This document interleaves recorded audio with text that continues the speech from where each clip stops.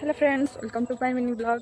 तो समस्त को प्रथम महानवमी हार्दिक हार्दिक शुभकामना। तो आज आम बाबा माँ मु सब रेडी होकर जाऊँ दशहरा बुलवा सका भल पाग देता कड़े जापारूनी टे बुलू ए बर्षा जो जो रेट्र छाड़ी किंतु बुलवाटा तो मैंने रहा कथा नुह बुलवा इज इम्पोर्टाट। चलते देखा कुआड़े कुआड़े जाऊँ बुलवा को आप देखी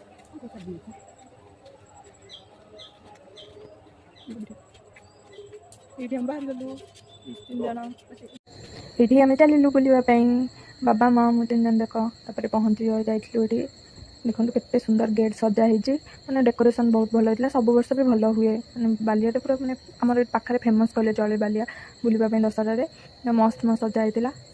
चलते देखी आपन को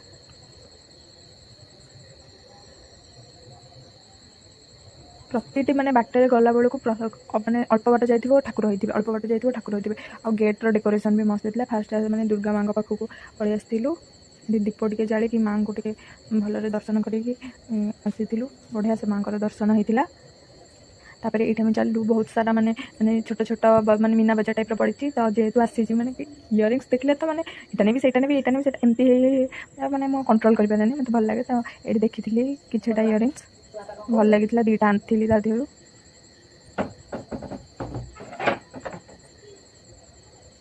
यहाँ मत बढ़िया मैंने भल लगे तो मुझे गोटे आनी छोट छुआ खेलना देखी मैंने छुआ कथा मन पड़गला।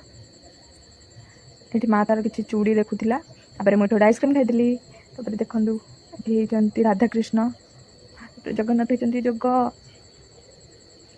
केते सुंदर सुंदर सब मैंने होती केते सुंदर सब डेकोरेशन होती मैंने देखिकी आखि ही लाखि जाऊँगी। शिव होती शिव ठाकुर एमती सब डेकोरेशन होती राम सीता होती माँ ये देखुची ये माँ किसी फटो उठेदेली तापर ये राम सीता ठाकुर साइड रे गोटे भालू माने माने गोटे थिले जे माने देखिकी तो माने माने दूर डर लगुच मजा लगुला। तो मुझे घर पलि टाटा बाय बाय देखा नेक्स्ट ब्लॉग रे। Thanks for watching.